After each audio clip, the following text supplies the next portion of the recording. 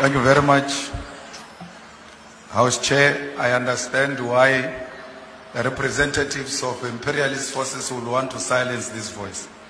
And that's why they will stand up to raise unnecessary questions. House Chairperson, the first remark we wish to make is that there was a very little engagement politically.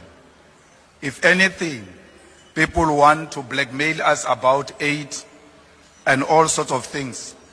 But they know very well that there is no reason related to any wrongdoing by South Africa which has led to USA cutting its own aid. You can't say Donald Trump must be elected today and the following day he makes executive orders and then you come here and blame the South African government as if the South African government did not do anything in between. That was a predetermined outcome where he wanted to come into office and punish South Africa for its position on Palestine and many other issues. We must be very clear that we are not going to agree to any form of bullying by anyone. It's a lie that there is farm killings in South Africa.